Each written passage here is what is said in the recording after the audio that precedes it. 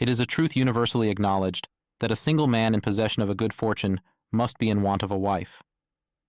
However little known the feelings or views of such a man may be on his first entering a neighborhood, this truth is so well fixed in the minds of the surrounding families that he is considered as the rightful property of someone or other of their daughters. "My dear Mr. Bennet," said his lady to him one day, "have you heard that Netherfield Park is let at last?" Mr. Bennet replied that he had not. "But it is," returned she, "for Mrs. Long has just been here, and she told me all about it." Mr. Bennet made no answer. "Do not you want to know who has taken it?" cried his wife impatiently. "You want to tell me, and I have no objection to hearing it." This was invitation enough. "Why, my dear, you must know, Mrs. Long says that Netherfield is taken by a young man of large fortune from the north of England, that he came down on Monday in a chaise and four to see the place, and was so much delighted with it that he agreed with Mr. Morris immediately, that he is to take possession before Michaelmas, and some of his servants are to be in the house by the end of next week." "What is his name?" "Bingley." "Is he married or single?" "Oh, single, my dear, to be sure. A single man of large fortune, 4,000 or 5,000 a year. What a fine thing for our girls." "How so? How can it affect them?" "My dear Mr. Bennet," replied his wife, "how can you be so tiresome? You must know that I am thinking of his marrying one of them." "Is that his design in settling here?" "Design? Nonsense. How can you talk so? But it is very likely that he may fall in love with one of them, and therefore you must visit him as soon as he comes." "I see no occasion for that. You and the girls may go, or you may send them by themselves, which perhaps will be still better. For as you are as handsome as any of them, Mr. Bingley might like you the best of the party." "My dear, you flatter me. I certainly have had my share of beauty, but I do not pretend to be anything extraordinary now. When a woman has 5 grown-up daughters, she ought to give over thinking of her own beauty. In such cases, a woman has not often much beauty to think of. But, my dear, you must indeed go and see Mr. Bingley when he comes into the neighborhood. It is more than I engage for, I assure you. But consider your daughters. Only think what an establishment it would be for one of them. Sir William and Lady Lucas are determined to go, merely on that account, for in general, you know, they visit no newcomers. Indeed, you must go, for it will be impossible for us to visit him if you do not. You are over-scrupulous, surely. I dare say Mr. Bingley will be very glad to see you, and I will send a few lines by you to assure him of my hearty consent to his marrying whichever he chooses of the girls, though I must throw in a good word for my little Lizzie. I desire you will do no such thing. Lizzie is not a bit better than the others, and I am sure she is not half so handsome as Jane, nor half so good-humored as Lydia. But you are always giving her the preference." "They have none of them much to recommend them," replied he. "They are all silly and ignorant like other girls, but Lizzie has something more of quickness than her sisters. Mr. Bennet, how can you abuse your own children in such a way? You take delight in vexing me. You have no compassion on my poor nerves. You mistake me, my dear. I have a high respect for your nerves. They are my old friends. I have heard you mention them with consideration these 20 years at least. Ah, you do not know what I suffer. But I hope you will get over it, and live to see many young men of 4,000 a year come into the neighborhood. It will be no use to us if 20 such should come, since you will not visit them. Depend upon it, my dear, that when there are 20, I will visit them all." Mr. Bennet was so odd a mixture of quick parts, sarcastic humor, reserve, and caprice, that the experience of 23 years had been insufficient to make his wife understand his character. Her mind was less difficult to develop. She was a woman of mean understanding, little information, and uncertain temper. When she was discontented, she fancied herself nervous. The business of her life was to get her daughters married. Its solace was visiting and news. Mr. Bennet was among the earliest of those who waited on Mr. Bingley. He had always intended to visit him, though to the last always assuring his wife that he should not go. Until the evening after the visit was paid, she had no knowledge of it. It was then disclosed in the following manner. Observing his second daughter employed in trimming a hat, he suddenly addressed her with, I hope Mr. Bingley will like it, Lizzie." "We are not in a way to know what Mr. Bingley likes," said her mother resentfully, "since we are not to visit." "But you forget, mamma," said Elizabeth, "that we shall meet him at the assemblies, and that Mrs. Long has promised to introduce him." "I do not believe Mrs. Long will do any such thing. She has 2 nieces of her own. She is a selfish, hypocritical woman, and I have no opinion of her." "No more have I," said Mr. Bennet, "and I am glad to find that you do not depend on her serving you." Mrs. Bennet deigned not to make any reply, but unable to contain herself, began scolding one of her daughters. "Don't keep coughing so, Kitty, for heaven's sake. Have a little compassion on my nerves. You tear them to pieces." "Kitty has no discretion in her coughs," said her father. "She times them ill." "I do not cough for my own amusement," replied Kitty fretfully. "When is your next ball to be, Lizzie?" "Tomorrow fortnight." "Aye, so it is," cried her mother, "and Mrs. Long does not come back till the day before, so it will be impossible for her to introduce him, for she will not know him herself." "Then, my dear, you may have the advantage of your friend, and introduce Mr. Bingley to her." "Impossible, Mr. Bennet, impossible, when I am not acquainted with him myself. How can you be so teasing?" "I honor your circumspection. A fortnight's acquaintance is certainly very little. One cannot know what a man really is by the end of a fortnight. But if we do not venture, somebody else will. And after all, Mrs. Long and her nieces must stand their chance. And, therefore, as she will think it an act of kindness, if you decline the office, I will take it on myself." The girls stared at their father. Mrs. Bennet said only, "Nonsense, nonsense." "What can be the meaning of that emphatic exclamation?" cried he. "Do you consider the forms of introduction, and the stress that is laid on them, as nonsense? I cannot quite agree with you there. What say you, Mary? For you are a young lady of deep reflection, I know, and read great books, and make extracts."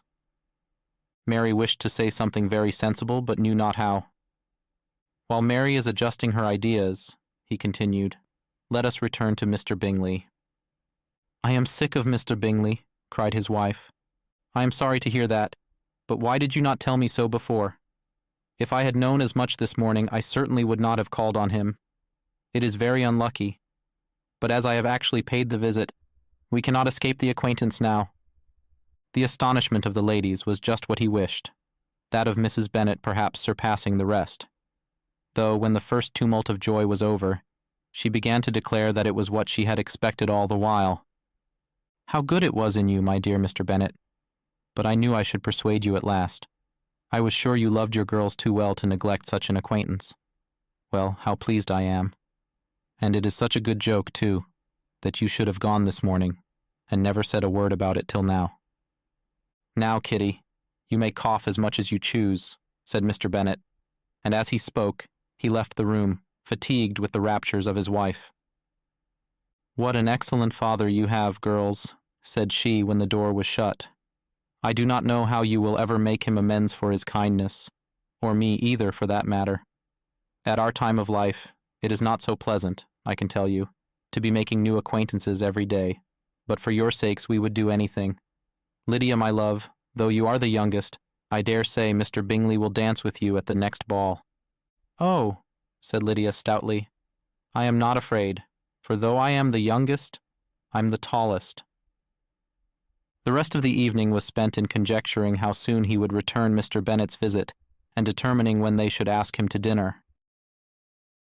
Not all that Mrs. Bennet, however, with the assistance of her 5 daughters, could ask on the subject, was sufficient to draw from her husband any satisfactory description of Mr. Bingley. They attacked him in various ways, with barefaced questions, ingenious suppositions, and distant surmises, but he eluded the skill of them all, and they were at last obliged to accept the second-hand intelligence of their neighbour, Lady Lucas. Her report was highly favourable. Sir William had been delighted with him. He was quite young, wonderfully handsome, extremely agreeable, and, to crown the whole, he meant to be at the next assembly with a large party. Nothing could be more delightful.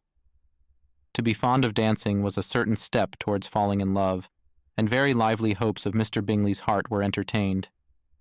"If I can but see one of my daughters happily settled at Netherfield," said Mrs. Bennet to her husband, "and all the others equally well married, I shall have nothing to wish for." In a few days Mr. Bingley returned Mr. Bennet's visit, and sat about 10 minutes with him in his library. He had entertained hopes of being admitted to a sight of the young ladies, of whose beauty he had heard much, but he saw only the father. The ladies were somewhat more fortunate, for they had the advantage of ascertaining from an upper window that he wore a blue coat and rode a black horse. An invitation to dinner was soon afterwards dispatched, and already had Mrs. Bennet planned the courses that were to do credit to her housekeeping, when an answer arrived which deferred it all. Mr. Bingley was obliged to be in town the following day, and consequently unable to accept the honor of their invitation, etc. Mrs. Bennet was quite disconcerted. She could not imagine what business he could have in town so soon after his arrival in Hertfordshire, and she began to fear that he might always be flying about from one place to another, and never settled at Netherfield as he ought to be. Lady Lucas quieted her fears a little by starting the idea of his being gone to London, only to get a large party for the ball, and a report soon followed that Mr. Bingley was to bring 12 ladies and 7 gentlemen with him to the assembly. The girls grieved over such a number of ladies, but were comforted the day before the ball, by hearing that, instead of 12, he had brought only 6 with him from London, his 5 sisters and a cousin. And when the party entered the assembly room, it consisted of only 5 altogether: Mr. Bingley, his 2 sisters, the husband of the eldest, and another young man. Mr. Bingley was good-looking and gentlemanlike. He had a pleasant countenance and easy, unaffected manners. His sisters were fine women, with an air of decided fashion. His brother-in-law, Mr. Hurst, merely looked the gentleman, but his friend Mr. Darcy soon drew the attention of the room by his fine, tall person, handsome features, noble mien, and the report, which was in general circulation within 5 minutes after his entrance, of his having 10,000 a year. The gentleman pronounced him to be a fine figure of a man. The ladies declared he was much handsomer than Mr. Bingley, and he was looked at with great admiration for about half the evening, till his manners gave a disgust which turned the tide of his popularity, for he was discovered to be proud, to be above his company, and above being pleased, and not all his large estate in Derbyshire could save him from having a most forbidding, disagreeable countenance, and being unworthy to be compared with his friend. Mr. Bingley had soon made himself acquainted with all the principal people in the room. He was lively and unreserved, danced every dance, was angry that the ball closed so early, and talked of giving one himself at Netherfield. Such amiable qualities must speak for themselves. What a contrast between him and his friend! Mr. Darcy danced only once with Mrs. Hurst and once with Miss Bingley, declined being introduced to any other lady, and spent the rest of the evening in walking about the room, speaking occasionally to one of his own party. His character was decided. He was the proudest, most disagreeable man in the world, and everybody hoped that he would never come there again. Amongst the most violent against him was Mrs. Bennet, whose dislike of his general behavior was sharpened into particular resentment by his having slighted one of her daughters. Elizabeth Bennet had been obliged by the scarcity of gentlemen to sit down for 2 dances, and during part of that time Mr. Darcy had been standing near enough for her to overhear a conversation between him and Mr. Bingley, who came from the dance for a few minutes to press his friend to join it. "Come, Darcy," said he, "I must have you dance. I hate to see you standing about by yourself in this stupid manner. You had much better dance." "I certainly shall not. You know how I detest it, unless I am particularly acquainted with my partner. At such an assembly as this, it would be insupportable. Your sisters are engaged, and there is not another woman in the room whom it would not be a punishment to me to stand up with." "I would not be so fastidious as you are," cried Bingley, "for a kingdom. Upon my honor, I never met with so many pleasant girls in my life as I have this evening, and there are several of them, you see, uncommonly pretty." "You are dancing with the only handsome girl in the room," said Mr. Darcy, looking at the eldest Miss Bennet. "Oh, she is the most beautiful creature I ever beheld. But there is one of her sisters sitting down just behind you, who is very pretty, and I dare say very agreeable. Do let me ask my partner to introduce you." Which do you mean?" And turning round, he looked for a moment at Elizabeth, till, catching her eye, he withdrew his own, and coldly said, "She is tolerable, but not handsome enough to tempt me, and I am in no humor at present to give consequence to young ladies who are slighted by other men. You had better return to your partner, and enjoy her smiles, for you are wasting your time with me." Mr. Bingley followed his advice.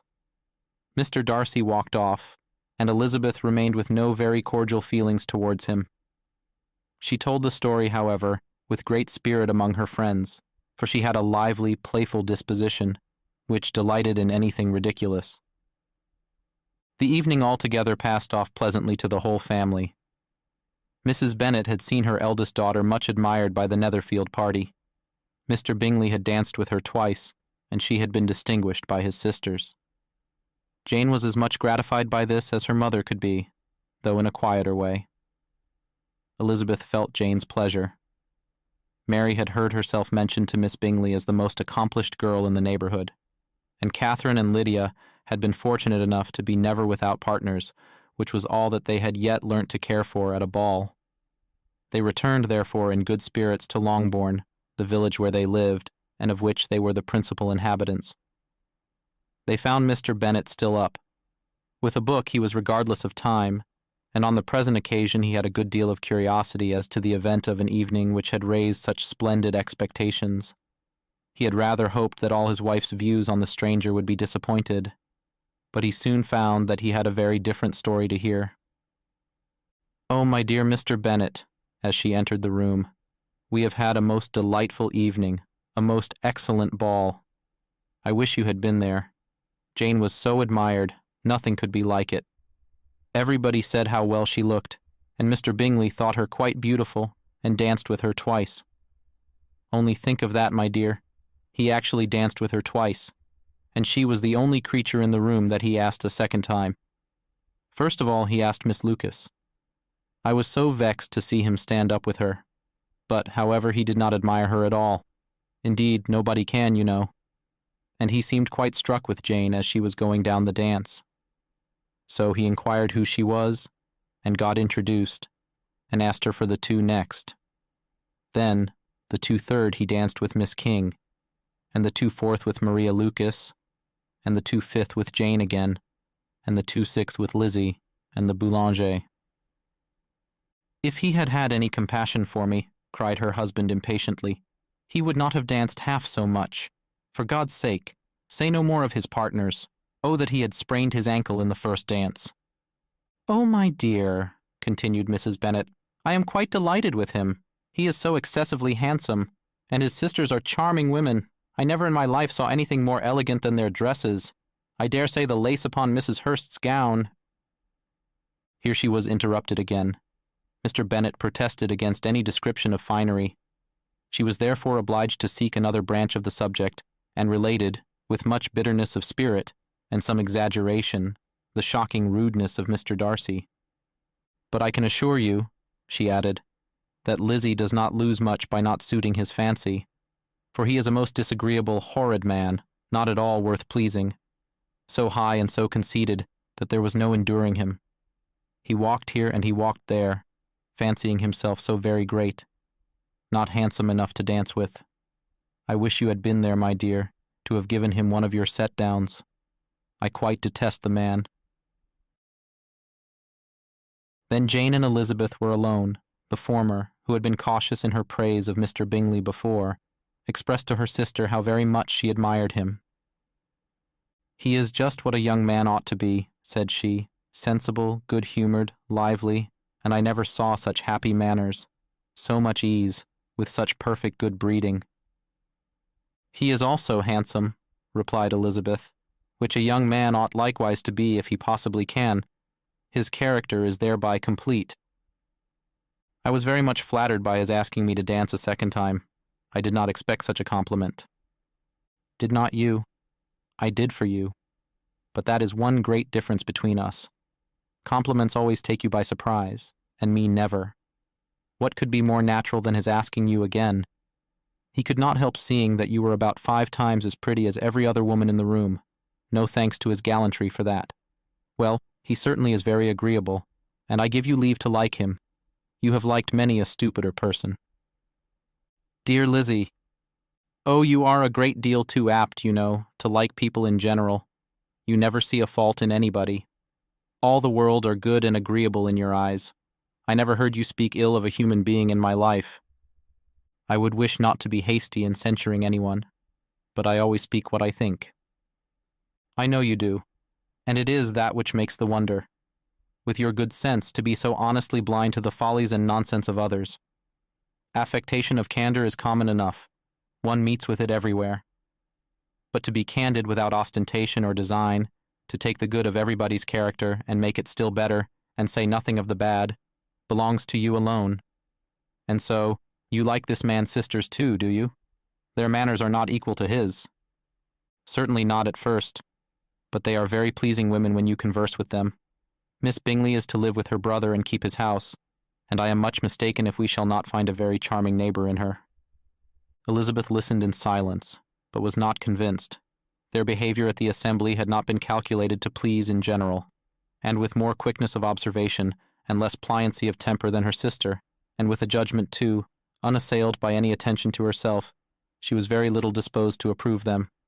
They were, in fact, very fine ladies, not deficient in good humor when they were pleased, nor in the power of being agreeable where they chose it, but proud and conceited. They were rather handsome, had been educated in one of the first private seminaries in town, had a fortune of £20,000, were in the habit of spending more than they ought, and of associating with people of rank, and were, therefore, in every respect entitled to think well of themselves and meanly of others. They were of a respectable family in the north of England, a circumstance more deeply impressed on their memories than that their brother's fortune and their own had been acquired by trade. Mr. Bingley inherited property to the amount of nearly £100,000 from his father, who had intended to purchase an estate, but did not live to do it. Mr. Bingley intended it likewise, and sometimes made choice of his county. But, as he was now provided with a good house and the liberty of a manor, it was doubtful to many of those who best knew the easiness of his temper, whether he might not spend the remainder of his days at Netherfield, and leave the next generation to purchase. His sisters were very anxious for his having an estate of his own, but though he was now established only as a tenant, Miss Bingley was by no means unwilling to preside at his table. Nor was Mrs. Hurst, who had married a man of more fashion than fortune, less disposed to consider his house as her home when it suited her. Mr. Bingley had not been of age 2 years when he was tempted, by an accidental recommendation, to look at Netherfield House. He did look at it, and into it, for half an hour, was pleased with the situation and the principal rooms, satisfied with what the owner said in its praise, and took it immediately. Between him and Darcy there was a very steady friendship, in spite of a great opposition of character. Bingley was endeared to Darcy by the easiness, openness, and ductility of his temper, though no disposition could offer a greater contrast to his own, and though with his own he never appeared dissatisfied. On the strength of Darcy's regard, Bingley had the firmest reliance, and of his judgment the highest opinion. In understanding, Darcy was the superior. Bingley was by no means deficient, but Darcy was clever. He was at the same time haughty, reserved, and fastidious, and his manners, though well-bred, were not inviting. In that respect, his friend had greatly the advantage. Bingley was sure of being liked wherever he appeared. Darcy was continually giving offence. The manner in which they spoke of the Meryton assembly was sufficiently characteristic. Bingley had never met with pleasanter people or prettier girls in his life. Everybody had been most kind and attentive to him. There had been no formality, no stiffness. He had soon felt acquainted with all the room. And as to Miss Bennet, he could not conceive an angel more beautiful. Darcy, on the contrary, had seen a collection of people in whom there was little beauty and no fashion, for none of whom he had felt the smallest interest, and from none received either attention or pleasure. Miss Bennet he acknowledged to be pretty, but she smiled too much. Mrs. Hurst and her sister allowed it to be so, but still they admired her and liked her, and pronounced her to be a sweet girl, and one whom they should not object to know more of. Miss Bennet was therefore established as a sweet girl, and their brother felt authorized by such commendation to think of her as he chose. Within a short walk of Longbourn lived a family with whom the Bennets were particularly intimate. Sir William Lucas had been formerly in trade in Meryton, where he had made a tolerable fortune, and risen to the honor of knighthood by an address to the king during his mayoralty. The distinction had perhaps been felt too strongly. It had given him a disgust to his business and to his residence in a small market town, and quitting them both, he had removed with his family to a house about a mile from Meryton, denominated from that period Lucas Lodge, where he could think with pleasure of his own importance, and, unshackled by business, occupy himself solely in being civil to all the world. For though elated by his rank, it did not render him supercilious. On the contrary, he was all attention to everybody. By nature inoffensive, friendly, and obliging, his presentation at St. James's had made him courteous. Lady Lucas was a very good kind of woman, not too clever to be a valuable neighbor to Mrs. Bennet. They had several children. The eldest of them, a sensible, intelligent young woman, about 27, was Elizabeth's intimate friend. That the Miss Lucases and the Miss Bennets should meet to talk over a ball was absolutely necessary, and the morning after the assembly brought the former to Longbourn to hear and to communicate. "You began the evening well, Charlotte," said Mrs. Bennet, with civil self-command to Miss Lucas. "You were Mr. Bingley's first choice." "Yes, but he seemed to like his second better." "Oh, you mean Jane, I suppose, because he danced with her twice. To be sure, that did seem as if he admired her. Indeed, I rather believe he did. I heard something about it, but I hardly know what. Something about Mr. Robinson." "Perhaps you mean what I overheard between him and Mr. Robinson. Did not I mention it to you? Mr. Robinson's asking him how he liked our Meryton assemblies, and whether he did not think there were a great many pretty women in the room, and which he thought the prettiest, and his answering immediately to the last question, 'Oh, the eldest Miss Bennet, beyond a doubt. There cannot be two opinions on that point.'" "Upon my word. Well, that was very decided indeed. That does seem as if. But, however, it may all come to nothing, you know." "My overhearings were more to the purpose than yours, Eliza," said Charlotte. "Mr. Darcy is not so well worth listening to as his friend, is he? Poor Eliza, to be only just tolerable. I beg you will not put it into Lizzie's head to be vexed by his ill treatment, for he is such a disagreeable man that it would be quite a misfortune to be liked by him. Mrs. Long told me last night that he sat close to her for half an hour without once opening his lips." "Are you quite sure, ma'am? Is not there a little mistake?" said Jane. "I certainly saw Mr. Darcy speaking to her." "Aye, because she asked him at last how he liked Netherfield, and he could not help answering her, but she said he seemed very angry at being spoke to." "Miss Bingley told me," said Jane, "that he never speaks much unless among his intimate acquaintance. With them he is remarkably agreeable." "I do not believe a word of it, my dear. If he had been so very agreeable, he would have talked to Mrs. Long. But I can guess how it was.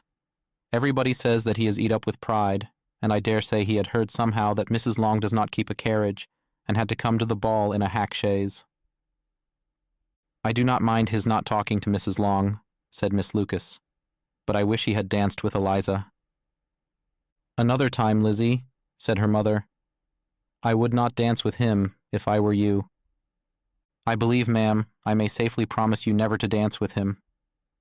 "His pride," said Miss Lucas, "does not offend me so much as pride often does, because there is an excuse for it.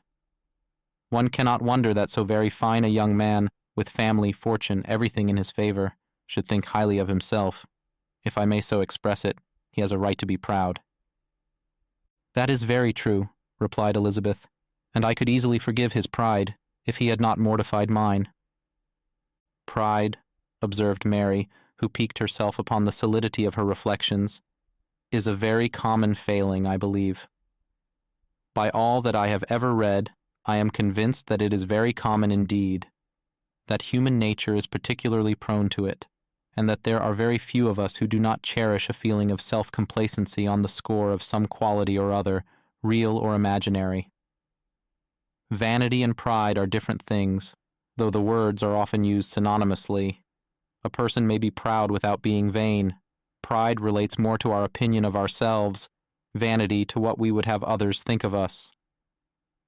If I were as rich as Mr. Darcy, cried a young Lucas, who came with his sisters, I should not care how proud I was. I would keep a pack of foxhounds and drink a bottle of wine every day. Then you would drink a great deal more than you ought, said Mrs. Bennet, and if I were to see you at it, I should take away your bottle directly. The boy protested that she should not. She continued to declare that she would, and the argument ended only with the visit. The ladies of Longbourn soon waited on those of Netherfield. The visit was returned in due form. Miss Bennet's pleasing manners grew on the goodwill of Mrs. Hurst and Miss Bingley, and though the mother was found to be intolerable, and the younger sisters not worth speaking to, a wish of being better acquainted with them was expressed towards the two eldest. By Jane, this attention was received with the greatest pleasure, but Elizabeth still saw superciliousness in their treatment of everybody, hardly excepting even her sister, and could not like them, though their kindness to Jane, such as it was, had a value, as arising, in all probability, from the influence of their brother's admiration. It was generally evident, whenever they met, that he did admire her, and to her it was equally evident that Jane was yielding to the preference which she had begun to entertain for him from the first, and was in a way to be very much in love. But she considered with pleasure that it was not likely to be discovered by the world in general, since Jane united with great strength of feeling, a composure of temper, and an uniform cheerfulness of manner, which would guard her from the suspicions of the impertinent. She mentioned this to her friend Miss Lucas. "It may, perhaps, be pleasant," replied Charlotte, "to be able to impose on the public in such a case, but it is sometimes a disadvantage to be so very guarded.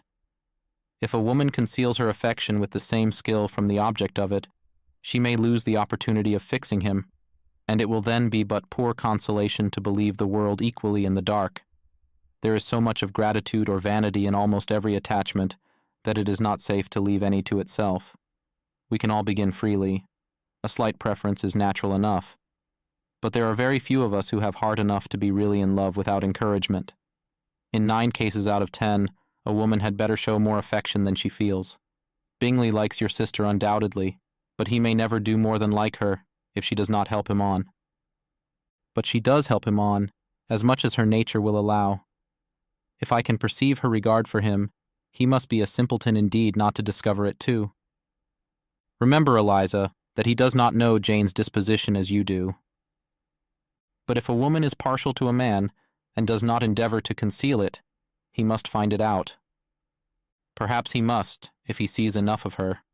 But though Bingley and Jane meet tolerably often, it is never for many hours together. And as they always see each other in large, mixed parties, it is impossible that every moment should be employed in conversing together. Jane should therefore make the most of every half hour in which she can command his attention. When she is secure of him, there will be leisure for falling in love as much as she chooses. "Your plan is a good one," replied Elizabeth, "where nothing is in question but the desire of being well married. And if I were determined to get a rich husband, or any husband, I dare say I should adopt it. But these are not Jane's feelings. She is not acting by design. As yet she cannot even be certain of the degree of her own regard, nor of its reasonableness. She has known him only a fortnight. She danced 4 dances with him at Meryton. She saw him one morning at his own house, and has since dined in company with him 4 times. This is not quite enough to make her understand his character. Not as you represent it. Had she merely dined with him, she might only have discovered whether he had a good appetite, but you must remember that 4 evenings have been also spent together, and 4 evenings may do a great deal. Yes, these 4 evenings have enabled them to ascertain that they both like vingt-un better than commerce, but with respect to any other leading characteristic, I do not imagine that much has been unfolded." "Well," said Charlotte, "I wish Jane success with all my heart, and if she were married to him tomorrow, I should think she had as good a chance of happiness as if she were to be studying his character for a 12-month. Happiness in marriage is entirely a matter of chance. If the dispositions of the parties are ever so well known to each other, or ever so similar beforehand, it does not advance their felicity in the least. they always continue to grow sufficiently unlike afterwards to have their share of vexation, and it is better to know as little as possible of the defects of the person with whom you are to pass your life. You make me laugh, Charlotte, but it is not sound.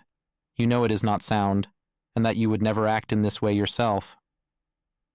Occupied in observing Mr. Bingley's attention to her sister, Elizabeth was far from suspecting that she was herself becoming an object of some interest in the eyes of his friend. Mr. Darcy had at first scarcely allowed her to be pretty. He had looked at her without admiration at the ball, and when they next met, he looked at her only to criticize. But no sooner had he made it clear to himself and his friends that she had hardly a good feature in her face, than he began to find it was rendered uncommonly intelligent by the beautiful expression of her dark eyes. To this discovery succeeded some others equally mortifying. Though he had detected with a critical eye more than one failure of perfect symmetry in her form, he was forced to acknowledge her figure to be light and pleasing, and in spite of his asserting that her manners were not those of the fashionable world, he was caught by their easy playfulness. Of this she was perfectly unaware. To her he was only the man who made himself agreeable nowhere, and who had not thought her handsome enough to dance with. He began to wish to know more of her, and, as a step towards conversing with her himself, attended to her conversation with others. His doing so drew her notice. It was at Sir William Lucas's, where a large party were assembled. "What does Mr. Darcy mean," said she to Charlotte, "by listening to my conversation with Colonel Forster?" "That is a question which Mr. Darcy only can answer. But if he does it any more, I shall certainly let him know that I see what he is about. He has a very satirical eye, and if I do not begin by being impertinent myself, I shall soon grow afraid of him." On his approaching them soon afterwards, though without seeming to have any intention of speaking, Miss Lucas defied her friend to mention such a subject to him, which immediately provoking Elizabeth to do it, she turned to him and said, "Did not you think, Mr. Darcy, that I expressed myself uncommonly well just now, when I was teasing Colonel Forster to give us a ball at Meryton?" "With great energy, but it is a subject which always makes a lady energetic. You are severe on us?" "It will be her turn soon to be teased," said Miss Lucas. "I am going to open the instrument, Eliza, and you know what follows. You are a very strange creature by way of a friend, always wanting me to play and sing before anybody and everybody. If my vanity had taken a musical turn, you would have been invaluable. But as it is, I would really rather not sit down before those who must be in the habit of hearing the very best performers." On Miss Lucas's persevering, however, she added, "Very well, if it must be so, it must." And gravely glancing at Mr. Darcy, "There is a very fine old saying, which everybody here is of course familiar with, 'Keep your breath to cool your porridge,' and I shall keep mine to swell my song." Her performance was pleasing, though by no means capital.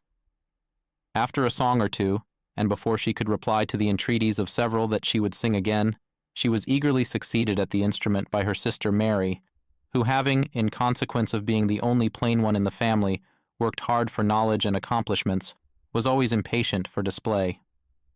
Mary had neither genius nor taste, and though vanity had given her application, it had given her likewise a pedantic air and conceited manner, which would have injured a higher degree of excellence than she had reached. Elizabeth, easy and unaffected, had been listened to with much more pleasure, though not playing half so well, and Mary, at the end of a long concerto, was glad to purchase praise and gratitude by Scotch and Irish airs, at the request of her younger sisters, who with some of the Lucases and 2 or 3 officers, joined eagerly in dancing at one end of the room. Mr. Darcy stood near them in silent indignation at such a mode of passing the evening, to the exclusion of all conversation, and was too much engrossed by his own thoughts to perceive that Sir William Lucas was his neighbour, till Sir William thus began. "What a charming amusement for young people this is, Mr. Darcy. There is nothing like dancing after all. I consider it as one of the first refinements of polished societies." "Certainly, sir, and it has the advantage also of being in vogue amongst the less polished societies of the world. Every savage can dance." Sir William only smiled. "Your friend performs delightfully," he continued after a pause, on seeing Bingley join the group, "and I doubt not that you are an adept in the science yourself, Mr. Darcy." You saw me dance at Meryton, I believe, sir. Yes, indeed, and received no inconsiderable pleasure from the sight. Do you often dance at St. James's? Never, sir. Do you not think it would be a proper compliment to the place? It is a compliment which I never pay to any place if I can avoid it. You have a house in town, I conclude? Mr. Darcy bowed. I had once some thoughts of fixing in town myself, for I am fond of superior society, but I did not feel quite certain that the air of London would agree with Lady Lucas. He paused in hopes of an answer, but his companion was not disposed to make any, and Elizabeth at that instant moving towards them, he was struck with the 34er's notion of doing a very gallant thing, and called out to her, My dear Miss Eliza, why are not you dancing? Mr. Darcy, you must allow me to present this young lady to you as a very desirable partner. You cannot refuse to dance, I am sure, when so much beauty is before you. And taking her hand, he would have given it to Mr. Darcy, who, though extremely surprised, was not unwilling to receive it, when she instantly drew back, and said with some discomposure to Sir William, Indeed, sir, I have not the least intention of dancing. I entreat you not to suppose that I moved this way in order to beg for a partner. Mr. Darcy, with grave propriety, requested to be allowed the honor of her hand, but in vain. Elizabeth was determined, nor did Sir William at all shake her purpose by his attempt at persuasion. You excel so much in the dance, Miss Eliza, that it is cruel to deny me the happiness of seeing you, and though this gentleman dislikes the amusement in general, he can have no objection, I am sure, to oblige us for 1/2 hour. Mr. Darcy is all politeness, said Elizabeth, smiling. He is indeed, but considering the inducement, my dear Miss Eliza, we cannot wonder at his complaisance, for who would object to such a partner? Elizabeth looked archly and turned away. Her resistance had not injured her with the gentleman, and he was thinking of her with some complacency, when thus accosted by Miss Bingley. I can guess the subject of your reverie. I should imagine not. You are considering how insupportable it would be to pass many evenings in this manner, in such society, and indeed I am quite of your opinion. I was never more annoyed. The insipidity, and yet the noise, the nothingness, and yet the self-importance of all these people. What would I give to hear your strictures on them? Your conjecture is totally wrong, I assure you. My mind was more agreeably engaged. I have been meditating on the very great pleasure which a pair of fine eyes in the face of a pretty woman can bestow. Miss Bingley immediately fixed her eyes on his face, and desired he would tell her what lady had the credit of inspiring such reflections. Mr. Darcy replied with great intrepidity, Miss Elizabeth Bennet. Miss Elizabeth Bennet, repeated Miss Bingley. I am all astonishment. How long has she been such a favourite? And pray, when am I to wish you joy? That is exactly the question which I expected you to ask. A lady's imagination is very rapid. It jumps from admiration to love, from love to matrimony, in a moment. I knew you would be wishing me joy. Nay, if you are so serious about it, I shall consider the matter as absolutely settled. You will have a charming mother-in-law indeed, and of course she will be always at Pemberley with you. He listened to her with perfect indifference, while she chose to entertain herself in this manner, and as his composure convinced her that all was safe, her wit flowed along. Mr. Bennet's property consisted almost entirely in an estate of 2,000 a year, which, unfortunately for his daughters, was entailed, in default of heirs male, on a distant relation, and their mother's fortune, though ample for her situation in life, could but ill supply the deficiency of his. Her father had been an attorney in Meryton, and had left her £4,000. She had a sister married to a Mr. Phillips, who had been a clerk to their father and succeeded him in the business, and a brother settled in London in a respectable line of trade. The village of Longbourn was only 1 mile from Meryton, a most convenient distance for the young ladies, who were usually tempted thither 3 or 4 times a week to pay their duty to their aunt and to a milliner's shop just over the way. The 2 youngest of the family, Catherine and Lydia, were particularly frequent in these attentions. Their minds were more vacant than their sisters', and when nothing better offered, a walk to Meryton was necessary to amuse their morning hours and furnish conversation for the evening, and, however bare of news the country in general might be, they always contrived to learn some from their aunt. At present, indeed, they were well supplied both with news and happiness by the recent arrival of a militia regiment in the neighborhood. It was to remain the whole winter, and Meryton was the headquarters. Their visits to Mrs. Phillips were now productive of the most interesting intelligence. Every day added something to their knowledge of the officers' names and connections. Their lodgings were not long a secret, and at length they began to know the officers themselves. Mr. Phillips visited them all, and this opened to his nieces a source of felicity unknown before. They could talk of nothing but officers, and Mr. Bingley's large fortune, the mention of which gave animation to their mother, was worthless in their eyes when opposed to the regimentals of an ensign. After listening one morning to their effusions on this subject, Mr. Bennet coolly observed, "From all that I can collect by your manner of talking, you must be two of the silliest girls in the country. I have suspected it some time, but I am now convinced." Catherine was disconcerted, and made no answer, but Lydia, with perfect indifference, continued to express her admiration of Captain Carter, and her hope of seeing him in the course of the day, as he was going the next morning to London. "I am astonished, my dear," said Mrs. Bennet, "that you should be so ready to think your own children silly. If I wish to think slightingly of anybody's children, it should not be of my own, however. If my children are silly, I must hope to be always sensible of it. Yes, but as it happens, they are all of them very clever. This is the only point, I flatter myself, on which we do not agree. I had hoped that our sentiments coincided in every particular, but I must so far differ from you as to think our two youngest daughters uncommonly foolish. My dear Mr. Bennet, you must not expect such girls to have the sense of their father and mother. When they get to our age, I dare say they will not think about officers any more than we do.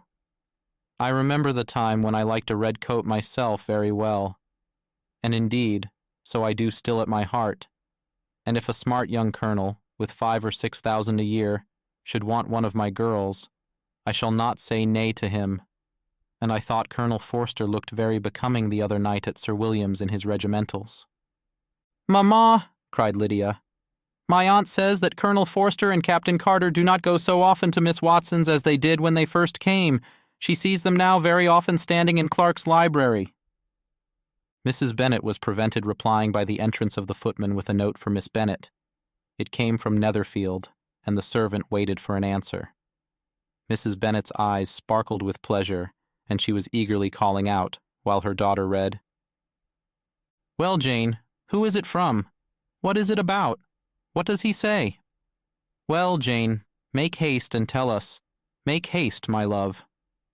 "It is from Miss Bingley," said Jane, and then read it aloud. "My dear friend, if you are not so compassionate as to dine today with Louisa and me, we shall be in danger of hating each other for the rest of our lives. For a whole day's tete-a-tete between two women can never end without a quarrel. Come as soon as you can on the receipt of this. My brother and the gentlemen are to dine with the officers. Yours ever, Caroline Bingley." "With the officers?" cried Lydia. "I wonder my aunt did not tell us of that." "Dining out?" said Mrs. Bennet. "That is very unlucky." "Can I have the carriage?" said Jane. "No, my dear, you had better go on horseback, because it seems likely to rain, and then you must stay all night." "That would be a good scheme," said Elizabeth, "if you were sure that they would not offer to send her home." "Oh, but the gentlemen will have Mr. Bingley's chaise to go to Meryton, and the Hursts have no horses to theirs." "I had much rather go in the coach." "But, my dear, your father cannot spare the horses, I am sure. They are wanted in the farm, Mr. Bennet, are not they?" "They are wanted in the farm much oftener than I can get them." "But if you have got them today," said Elizabeth, "my mother's purpose will be answered." She did at last extort from her father an acknowledgment that the horses were engaged. Jane was therefore obliged to go on horseback, and her mother attended her to the door with many cheerful prognostics of a bad day. Her hopes were answered. Jane had not been gone long before it rained hard. Her sisters were uneasy for her, but her mother was delighted. The rain continued the whole evening without intermission. Jane certainly could not come back. "This was a lucky idea of mine indeed," said Mrs. Bennet, more than once, as if the credit of making it rain were all her own. Till the next morning, however, She was not aware of all the felicity of her contrivance. Breakfast was scarcely over when a servant from Netherfield brought the following note for Elizabeth. My dearest Lizzie, I find myself very unwell this morning, which I suppose is to be imputed to my getting wet through yesterday. My kind friends will not hear of my returning home till I am better. They insist also on my seeing Mr. Jones. Therefore do not be alarmed if you should hear of his having been to me, and, excepting a sore throat and a headache, there is not much the matter with me. Yours, etc. Well, my dear, said Mr. Bennet when Elizabeth had read the note aloud, if your daughter should have a dangerous fit of illness, if she should die, it would be a comfort to know that it was all in pursuit of Mr. Bingley and under your orders. Oh, I am not at all afraid of her dying. People do not die of little trifling colds. She will be taken good care of. As long as she stays there, it is all very well. I would go and see her if I could have the carriage. Elizabeth, feeling really anxious, determined to go to her, though the carriage was not to be had. And as she was no horsewoman, walking was her only alternative. She declared her resolution. How can you be so silly, cried her mother, as to think of such a thing, in all this dirt? You will not be fit to be seen when you get there. I shall be very fit to see Jane, which is all I want. Is this a hint to me, Lizzie, said her father, to send for the horses? No, indeed, I do not wish to avoid the walk. The distance is nothing, when one has a motive, only 3 miles. I shall be back by dinner. I admire the activity of your benevolence, observed Mary, but every impulse of feeling should be guided by reason, and in my opinion, exertion should always be in proportion to what is required. We will go as far as Meryton with you, said Catherine and Lydia. Elizabeth accepted their company, and the 3 young ladies set off together. If we make haste, said Lydia as they walked along, perhaps we may see something of Captain Carter before he goes. In Meryton they parted. The 2 youngest repaired to the lodgings of one of the officers' wives, and Elizabeth continued her walk alone, crossing field after field at a quick pace, jumping over stiles and springing over puddles, with impatient activity, and finding herself at last within view of the house, with weary ankles, dirty stockings, and a face glowing with the warmth of exercise. She was shown into the breakfast parlor, where all but Jane were assembled, and where her appearance created a great deal of surprise. That she should have walked 3 miles so early in the day in such dirty weather, and by herself, was almost incredible to Mrs. Hurst and Miss Bingley, and Elizabeth was convinced that they held her in contempt for it. She was received, however, very politely by them, and in their brother's manners there was something better than politeness. There was good humor and kindness. Mr. Darcy said very little, and Mr. Hurst nothing at all. The former was divided between admiration of the brilliancy which exercise had given to her complexion and doubt as to the occasions justifying her coming so far alone. The latter was thinking only of his breakfast. Her inquiries after her sister were not very favorably answered. Miss Bennet had slept ill, and though up, was very feverish, and not well enough to leave her room. Elizabeth was glad to be taken to her immediately, and Jane, who had only been withheld by the fear of giving alarm or inconvenience from expressing in her note how much she longed for such a visit, was delighted at her entrance. She was not equal, however, to much conversation, and when Miss Bingley left them together, could attempt little beside expressions of gratitude for the extraordinary kindness she was treated with. Elizabeth silently attended her. When breakfast was over, they were joined by the sisters, and Elizabeth began to like them herself when she saw how much affection and solicitude they showed for Jane. The apothecary came, and having examined his patient, said, as might be supposed, that she had caught a violent cold, and that they must endeavor to get the better of it, advised her to return to bed, and promised her some draughts. The advice was followed readily, for the feverish symptoms increased, and her head ached acutely. Elizabeth did not quit her room for a moment, nor were the other ladies often absent. The gentlemen being out, they had in fact nothing to do elsewhere. When the clock struck 3, Elizabeth felt that she must go, and very unwillingly said so. Miss Bingley offered her the carriage, and she only wanted a little pressing to accept it, when Jane testified such concern at parting with her that Miss Bingley was obliged to convert the offer of the chaise into an invitation to remain at Netherfield for the present, Elizabeth most thankfully consented, and a servant was dispatched to Longbourn to acquaint the family with her stay and bring back a supply of clothes. At 5 o'clock the two ladies retired to dress, and at 6:30 Elizabeth was summoned to dinner. To the civil inquiries which then poured in, and amongst which she had the pleasure of distinguishing the much superior solicitude of Mr. Bingley, she could not make a very favourable answer. Jane was by no means better. The sisters, on hearing this, repeated 3 or 4 times how much they were grieved, how shocking it was to have a bad cold, and how excessively they disliked being ill themselves, and then thought no more of the matter. And their indifference towards Jane, when not immediately before them, restored Elizabeth to the enjoyment of all her original dislike. Their brother, indeed, was the only one of the party whom she could regard with any complacency. His anxiety for Jane was evident, and his attentions to herself most pleasing, and they prevented her feeling herself so much an intruder as she believed she was considered by the others. She had very little notice from any but him. Miss Bingley was engrossed by Mr. Darcy, her sister scarcely less so, and as for Mr. Hurst, by whom Elizabeth sat, he was an indolent man, who lived only to eat, drink, and play at cards, who, when he found her prefer a plain dish to a ragout, had nothing to say to her. When dinner was over, she returned directly to Jane, and Miss Bingley began abusing her as soon as she was out of the room. Her manners were pronounced to be very bad indeed, a mixture of pride and impertinence. She had no conversation, no style, no taste, no beauty. Mrs. Hurst thought the same, and added, "She has nothing, in short, to recommend her, but being an excellent walker. I shall never forget her appearance this morning. She really looked almost wild." "She did indeed, Louisa. I could hardly keep my countenance. Very nonsensical to come at all. Why must she be scampering about the country, because her sister had a cold? Her hair so untidy, so blousy." "Yes, and her petticoat.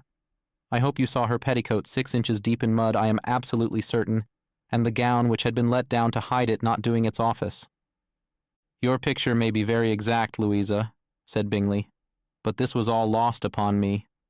I thought Miss Elizabeth Bennet looked remarkably well when she came into the room this morning. Her dirty petticoat quite escaped my notice." "You observed it, Mr. Darcy, I am sure," said Miss Bingley, "and I am inclined to think that you would not wish to see your sister make such an exhibition." "Certainly not. To walk 3 miles, or 4 miles, or 5 miles, or whatever it is, above her ankles in dirt, and alone, quite alone. What could she mean by it? It seems to me to show an abominable sort of conceited independence, a most country-town indifference to decorum." "It shows an affection for her sister that is very pleasing," said Bingley. "I am afraid, Mr. Darcy," observed Miss Bingley in a half-whisper, "that this adventure has rather affected your admiration of her fine eyes." "Not at all," he replied. "They were brightened by the exercise." A short pause followed this speech, and Mrs. Hurst began again. "I have an excessive regard for Jane Bennet. She is really a very sweet girl, and I wish with all my heart she were well settled. But with such a father and mother, and such low connections, I am afraid there is no chance of it." "I think I have heard you say that their uncle is an attorney in Meryton?" "Yes, and they have another, who lives somewhere near Cheapside." "That is capital," added her sister, and they both laughed heartily. "If they had uncles enough to fill all Cheapside," cried Bingley, "it would not make them one jot less agreeable." "But it must very materially lessen their chance of marrying men of any consideration in the world," replied Darcy. To this speech Bingley made no answer, but his sisters gave it their hearty assent, and indulged their mirth for some time at the expense of their dear friend's vulgar relations. With a renewal of tenderness, however, they repaired to her room on leaving the dining-parlour, and sat with her till summoned to coffee. She was still very poorly, and Elizabeth would not quit her at all till late in the evening, when she had the comfort of seeing her asleep, and when it appeared to her rather right than pleasant that she should go downstairs herself. On entering the drawing-room, she found the whole party at loo, and was immediately invited to join them, but suspecting them to be playing high, she declined it, and making her sister the excuse, said she would amuse herself, for the short time she could stay below, with a book. Mr. Hurst looked at her with astonishment. "Do you prefer reading to cards?" said he. "That is rather singular." "Miss Eliza Bennet," said Miss Bingley, "despises cards.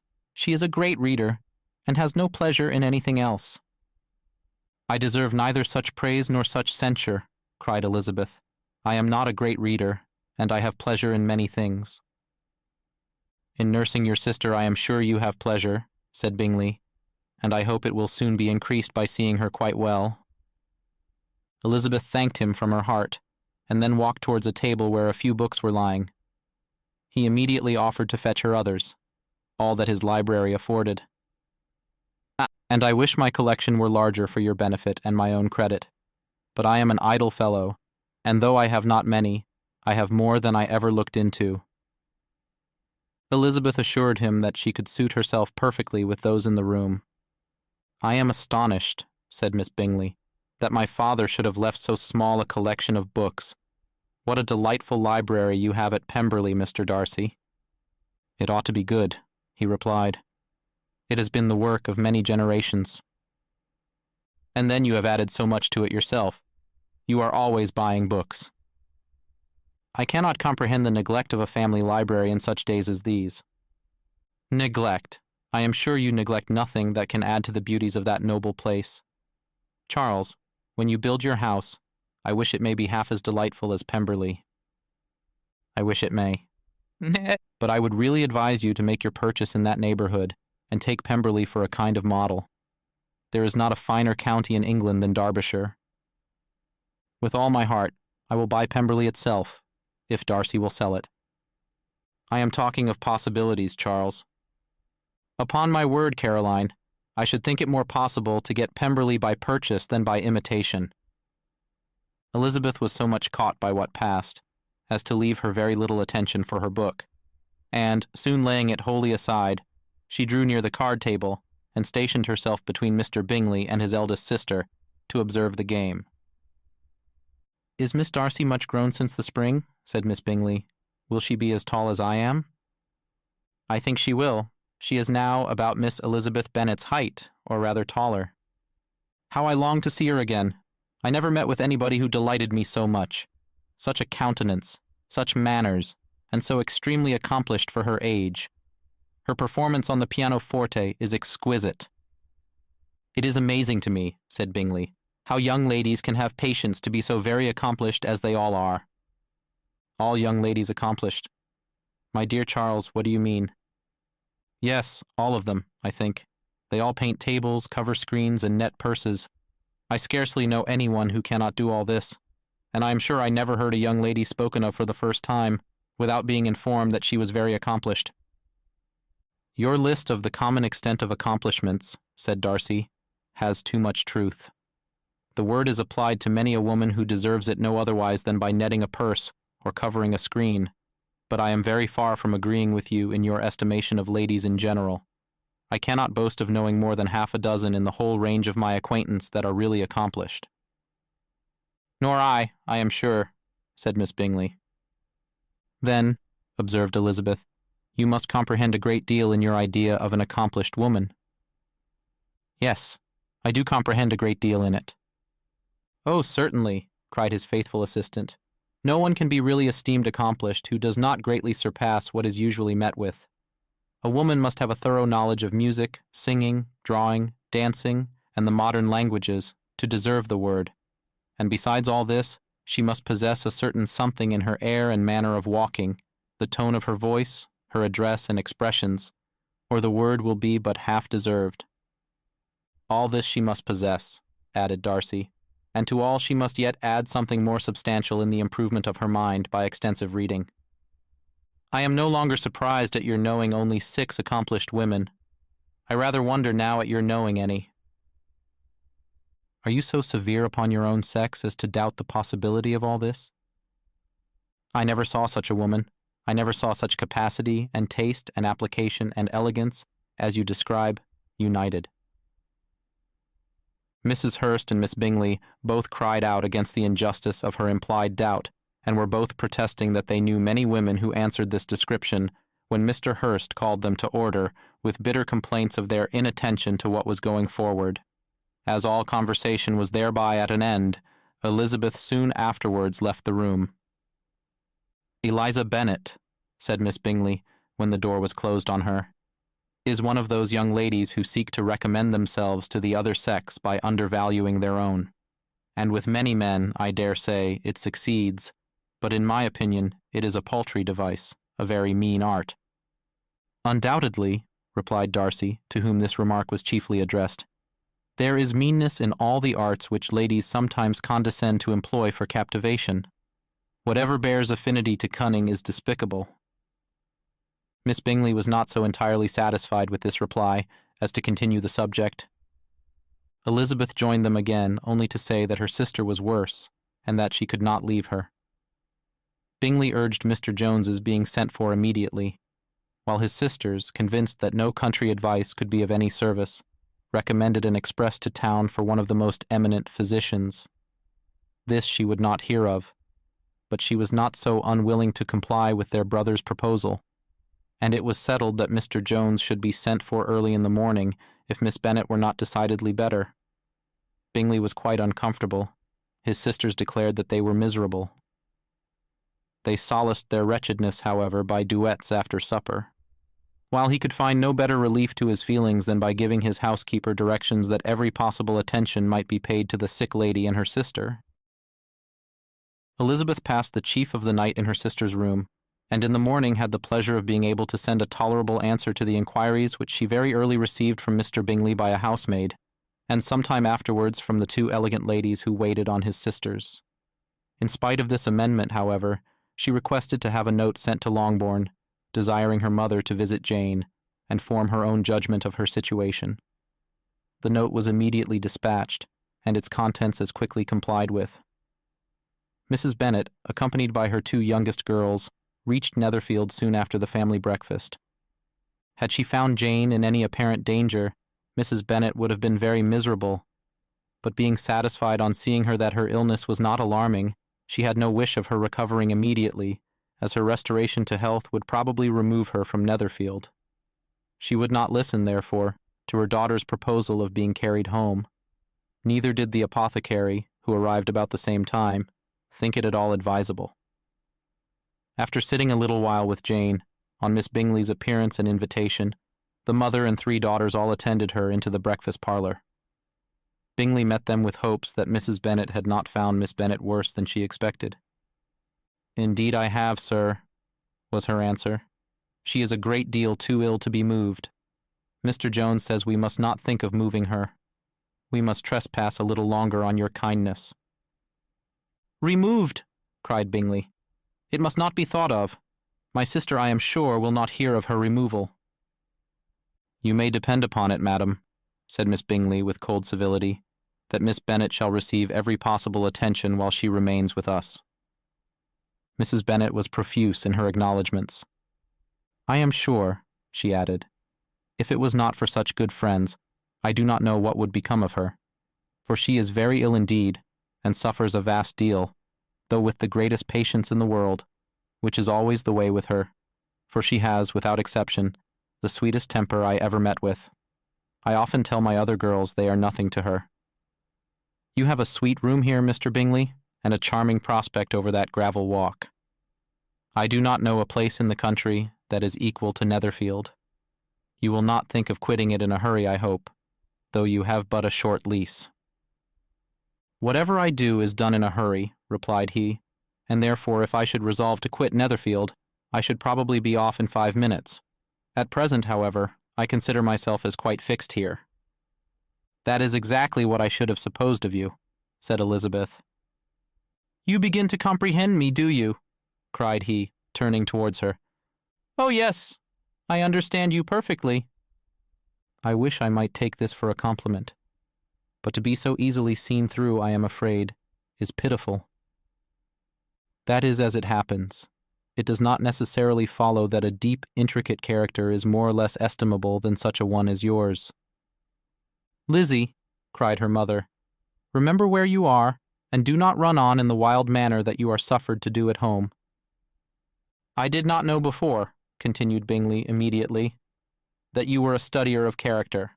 It must be an amusing study." Yes, but intricate characters are the most amusing. They have at least that advantage. The country, said Darcy, can in general supply but few subjects for such a study. In a country neighborhood you move in a very confined and unvarying society. But people themselves alter so much that there is something new to be observed in them forever. Yes, indeed, cried Mrs. Bennet, offended by his manner of mentioning a country neighborhood. I assure you there is quite as much of that going on in the country as in town. Everybody was surprised, and Darcy, after looking at her for a moment, turned silently away. Mrs. Bennet, who fancied she had gained a complete victory over him, continued her triumph. I cannot see that London has any great advantage over the country, for my part, except the shops and public places. The country is a vast deal pleasanter, is not it, Mr. Bingley? When I am in the country, he replied, I never wish to leave it, and when I am in town, it is pretty much the same. They have each their advantages, and I can be equally happy in either. Aye, that is because you have the right disposition. But that gentleman, looking at Darcy, seemed to think the country was nothing at all. Indeed, mamma, you are mistaken, said Elizabeth, blushing for her mother. You quite mistook Mr. Darcy. He only meant that there was not such a variety of people to be met with in the country as in town, which you must acknowledge to be true. Certainly, my dear, nobody said there were, but as to not meeting with many people in this neighborhood, I believe there are few neighborhoods larger. I know we dine with 24 families. Nothing but concern for Elizabeth could enable Bingley to keep his countenance.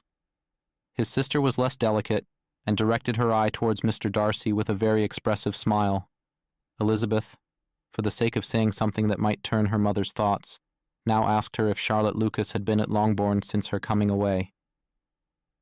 Yes, she called yesterday with her father. What an agreeable man Sir William is, Mr. Bingley, is not he? So much the man of fashion, so genteel and so easy. He has always something to say to everybody. That is my idea of good breeding. And those persons who fancy themselves very important and never open their mouths quite mistake the matter. Did Charlotte dine with you? No, she would go home. I fancy she was wanted about the mince pies. For my part, Mr. Bingley, I always keep servants that can do their own work. My daughters are brought up differently. But everybody is to judge for themselves, and the Lucases are a very good sort of girls, I assure you. It is a pity they are not handsome. Not that I think Charlotte so very plain, but then she is our particular friend. She seems a very pleasant young woman, said Bingley. Oh dear, yes, but you must own she is very plain. Lady Lucas herself has often said so, and envied me Jane's beauty. I do not like to boast of my own child, but to be sure, Jane, one does not often see anybody better looking. It is what everybody says. I do not trust my own partiality. When she was only 15, there was a gentleman at my brother Gardner's in town so much in love with her that my sister-in-law was sure he would make her an offer before we came away. But, however, he did not. Perhaps he thought her too young. However, he wrote some verses on her, and very pretty they were. And so ended his affection, said Elizabeth impatiently. There has been many a one, I fancy, overcome in the same way. I wonder who first discovered the efficacy of poetry in driving away love. I have been used to consider poetry as the food of love, said Darcy. Of a fine, stout, healthy love it may. Everything nourishes what is strong already, but if it be only a slight, thin sort of inclination, I am convinced that one good sonnet will starve it entirely away. Darcy only smiled, and the general pause which ensued made Elizabeth tremble lest her mother should be exposing herself again. She longed to speak, but could think of nothing to say, and after a short silence, Mrs. Bennet began repeating her thanks to Mr. Bingley for his kindness to Jane, with an apology for troubling him also with Lizzie. Mr. Bingley was unaffectedly civil in his answer, and forced his younger sister to be civil also, and say what the occasion required. She performed her part indeed without much graciousness, but Mrs. Bennet was satisfied, and soon afterwards ordered her carriage. Upon this signal, the youngest of her daughters put herself forward. The two girls had been whispering to each other during the whole visit, and the result of it was that the youngest should tax Mr. Bingley with having promised on his first coming into the country to give a ball at Netherfield. Lydia was a stout, well-grown girl of 15, with a fine complexion and good-humored countenance, a favorite with her mother, whose affection had brought her into public at an early age.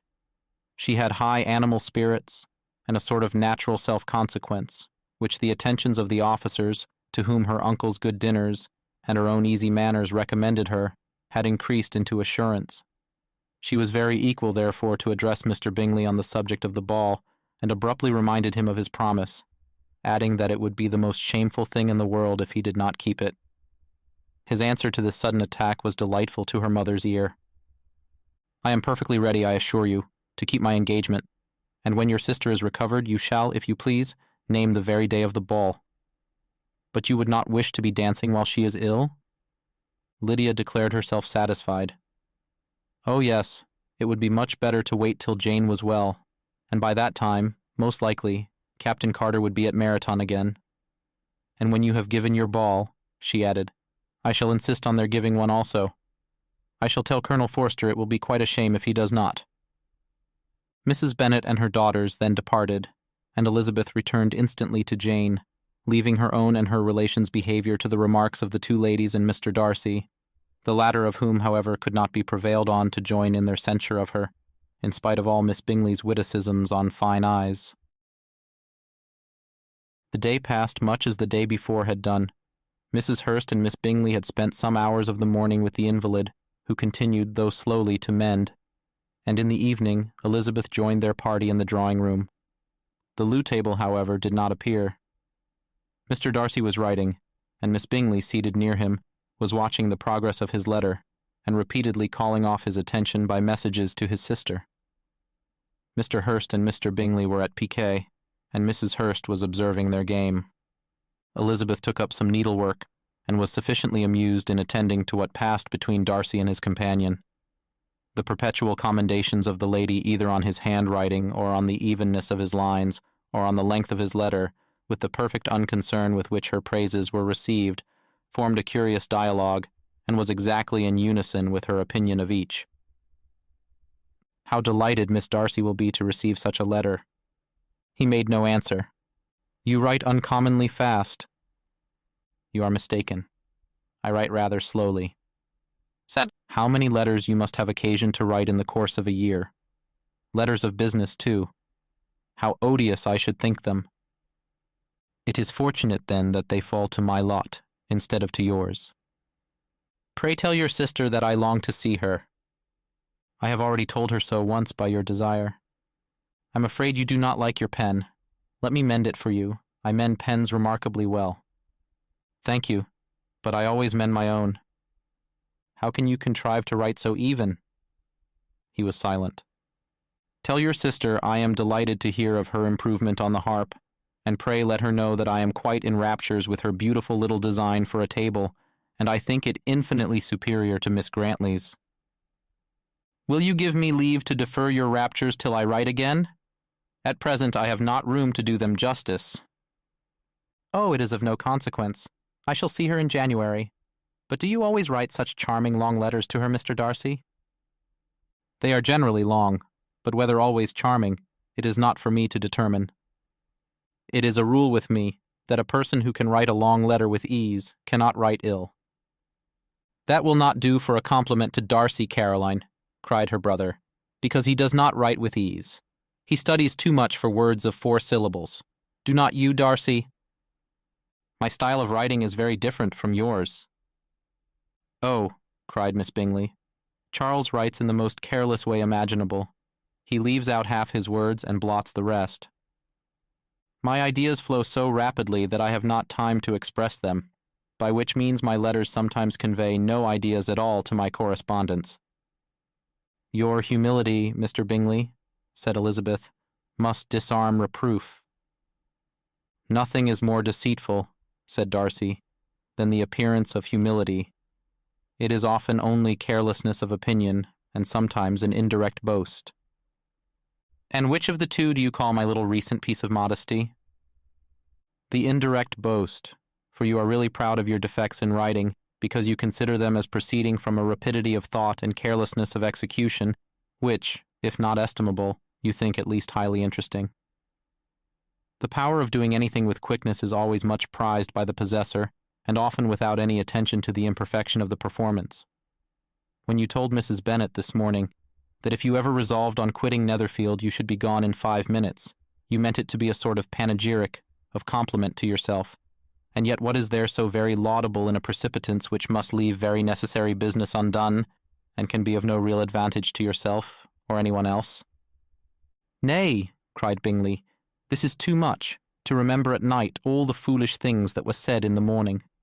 And yet, upon my honour, I believed what I said of myself to be true, and I believe it at this moment. At least, therefore, I did not assume the character of needless precipitance merely to show off before the ladies. I dare say you believed it, but I am by no means convinced that you would be gone with such celerity. Your conduct would be quite as dependent on chance as that of any man I know. And if, as you were mounting your horse, a friend were to say, Bingley, you had better stay till next week, you would probably do it. You would probably not go, and, at another word, might stay a month. You have only proved by this, cried Elizabeth, that Mr. Bingley did not do justice to his own disposition. You have shown him off now much more than he did himself. I am exceedingly gratified, said Bingley, by your converting what my friend says into a compliment on the sweetness of my temper, but I am afraid you are giving it a turn which that gentleman did by no means intend, for he would certainly think the better of me if, under such a circumstance, I were to give a flat denial and ride off as fast as I could. Would Mr. Darcy then consider the rashness of your original intention as atoned for by your obstinacy in adhering to it? Upon my word, I cannot exactly explain the matter. Darcy must speak for himself. You expect me to account for opinions which you choose to call mine, but which I have never acknowledged.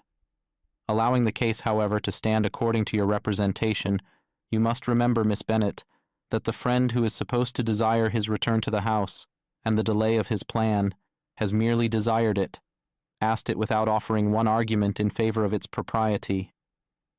To yield readily, easily, to the persuasion of a friend is no merit with you. To yield without conviction is no compliment to the understanding of either. You appear to me, Mr. Darcy, to allow nothing for the influence of friendship and affection.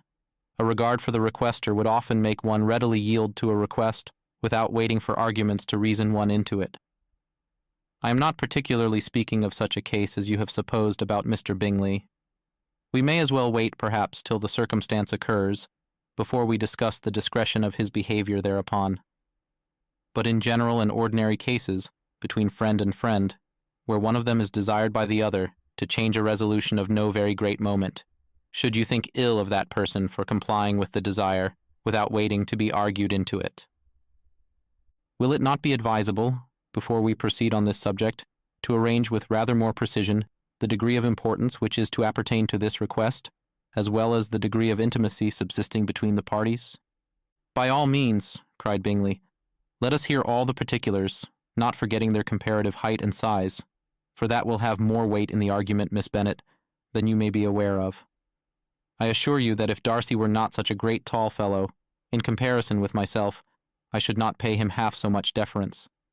I declare I do not know a more awful object than Darcy on particular occasions, and in particular places, at his own house especially, and of a Sunday evening, when he has nothing to do. Mr. Darcy smiled, but Elizabeth thought she could perceive that he was rather offended, and therefore checked her laugh. Miss Bingley warmly resented the indignity he had received in an expostulation with her brother for talking such nonsense. I see your design, Bingley, said his friend. You dislike an argument and want to silence this. Perhaps I do. Arguments are too much like disputes. If you and Miss Bennet will defer yours till I am out of the room, I shall be very thankful, and then you may say whatever you like of me. What you ask, said Elizabeth, is no sacrifice on my side, and Mr. Darcy had much better finish his letter. Mr. Darcy took her advice and did finish his letter. When that business was over, he applied to Miss Bingley and Elizabeth for the indulgence of some music. Miss Bingley moved with alacrity to the pianoforte, and after a polite request that Elizabeth would lead the way, which the other as politely and more earnestly negatived, she seated herself. Mrs. Hurst sang with her sister, and while they were thus employed, Elizabeth could not help observing, as she turned over some music books that lay on the instrument, how frequently Mr. Darcy's eyes were fixed on her. She hardly knew how to suppose that she could be an object of admiration to so great a man, and yet that he should look at her because he disliked her was still more strange. She could only imagine, however, at last, that she drew his notice because there was something about her more wrong and reprehensible, according to his ideas of right, than in any other person present.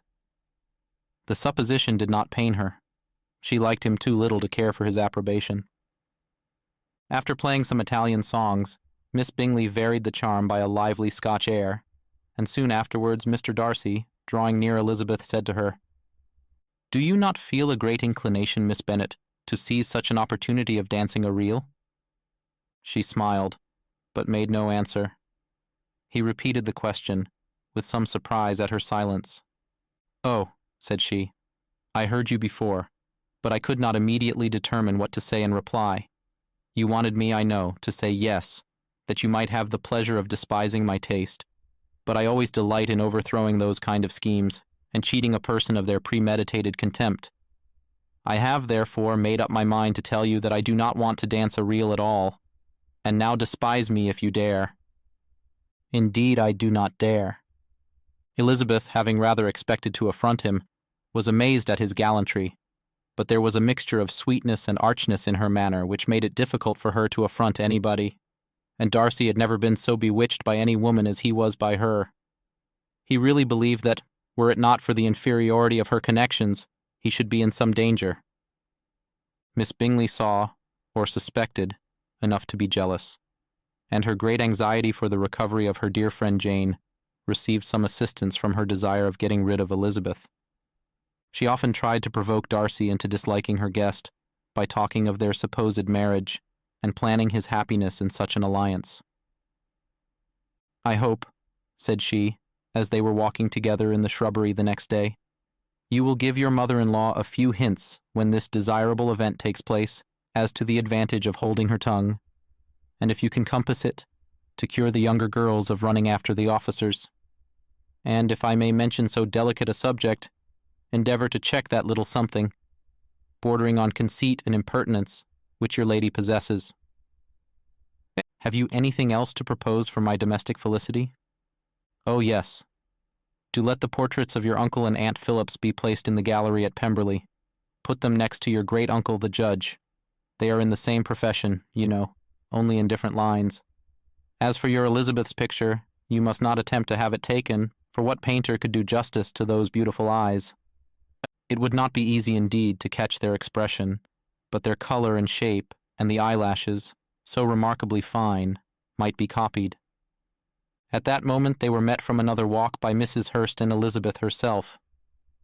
"I did not know that you intended to walk," said Miss Bingley, in some confusion, lest they had been overheard.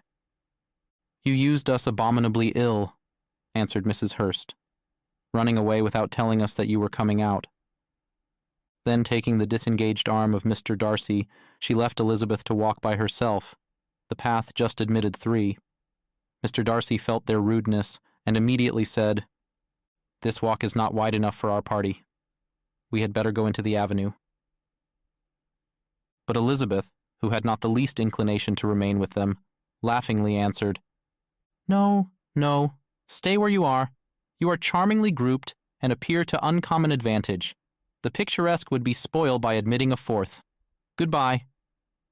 She then ran gaily off, rejoicing as she rambled about, in the hope of being at home again in a day or 2. Jane was already so much recovered as to intend leaving her room for a couple of hours that evening.